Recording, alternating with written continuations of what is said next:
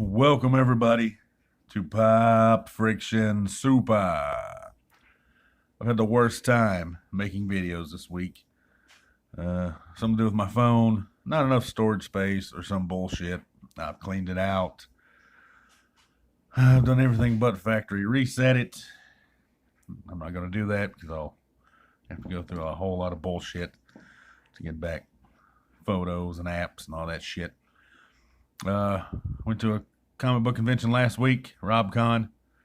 Had a fantastic time. Bought one thing, and it was this trade, or this hardcover collection, for $10. I'm a huge Bryan Hitch fan. He wrote this and did the artwork, except for the last issue, which pisses me off because, he does that shit quite a bit. Known for missing deadlines. But when you're that detailed, what can you expect, I guess? Now, a lot of people shit on this book when it came out, which is why I waited so long to buy it. This is several years old. And I was like, I love Bryan Hitch, but I don't want to read something if it's not that good. He's written one thing prior to this. I think it was called Real Heroes, which I thought was dope. It was awesome. He didn't finish it. I think he had one more issue left of it, maybe two, but he jumped from that to this. I will say that this book this story feels like it deserves to be a Justice League story. What I mean by that is big concept, big villain, big action, big consequences with the biggest heroes. Justice League hasn't felt that way to me for a long, long time. The last one I can think of, last Justice League story I can think of was Justice, and that was mainly about the villains, the Alex Ross series. Grant Morrison's run on Justice League, every bit of it felt like this. Big. The first couple Mark Waid stories, which Bryan Hitch was the artist on, felt big. Heaven's Ladder, the Tower of Babel, Terra Incognito, those were the Mark Waid ones. Now, reading this and having read Real Heroes and having read America's Got Powers, they all feel like the Ultimates, which Bryan Hitch drew. Mark Millar, or Miller, however you say his name, was the writer on. Like, they feel the same, especially the ones he's written himself, which makes me wonder how much of the Ultimates was really Bryan Hitch's concept or whatever. Because they feel the same. Did he co-write it and just not get credit for it? Because that's something Mark Millar is known for doing. He took credit for accidentally, he says, a Grant Morrison written issue of The Authority, which was a really good issue. He also stole the concept for the Ultimates from Grant Morrison. That's when they were friends, and after that they hadn't been friends, and they hate each other.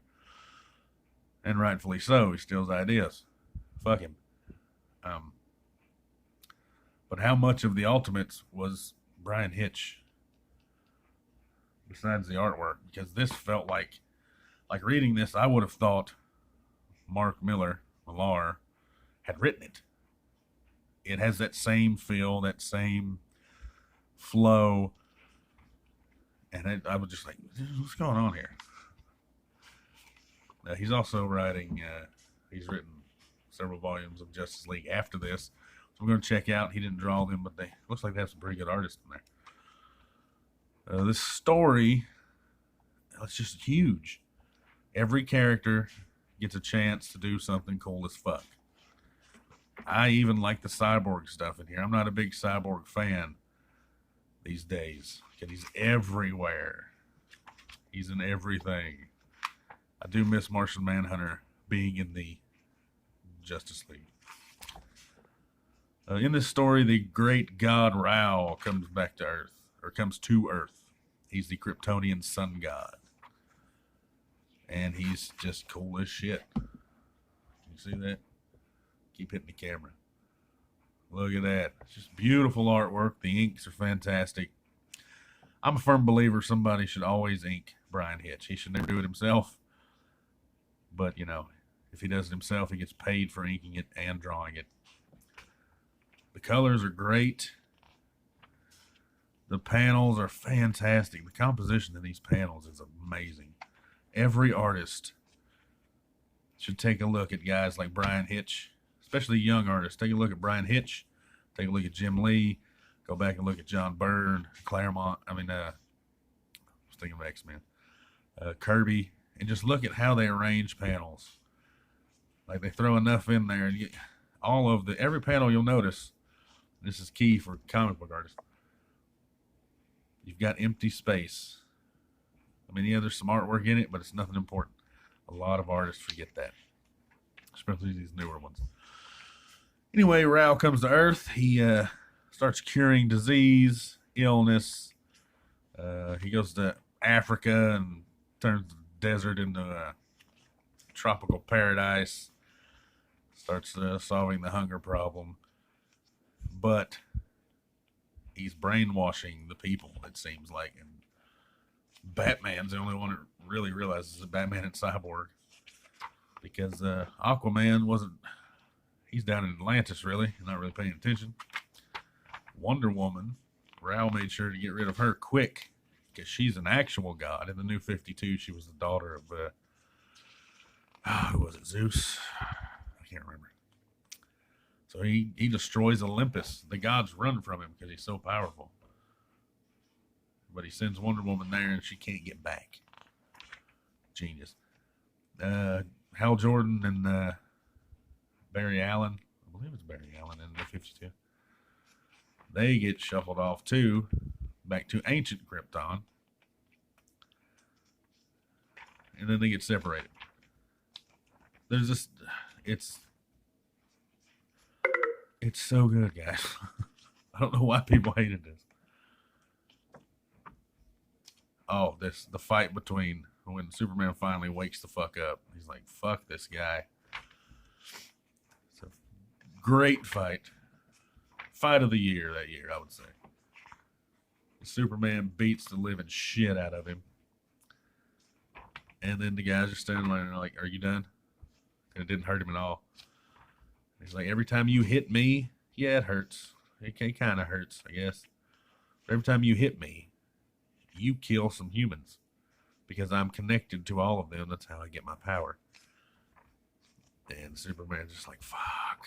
And he hangs his head low, you know. I don't know if you can see it well. He's like, God damn it. How do you beat this guy? And then Rao grabs him by the head, or Rao, or whatever he says his name. He's like, fight back, motherfucker. I dare you. And then he just destroys Superman. Damn near beats him to death. Almost pulls a doomsday on him. So Aquaman shows up. Spears him with Poseidon's trident. And Wonder Woman's like, pretender, I'm going to show you what war with a god really looks like. And then beats the fuck out of it. Don't win, though. I don't want to give away too much because I want you guys to go read this. I will say that the last issue really could have benefited from Bryan Hitch's artwork. It's penciled by Tom Derenick, who actually used to, I remember him from the Ferret one-shot way back in the 90s. And this looks like a rush job. It's kind of like, listen, we got to get this book out on time. Tom, give us 25 pages in 2 weeks. And looks like that's what he did.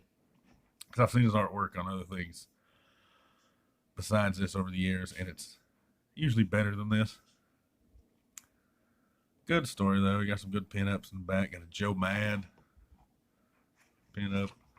Highly recommend this. Hopefully this video will post. I'll be back tomorrow with some new comics. It's been a terrible week. I forgot today was the 4th of July. But peace.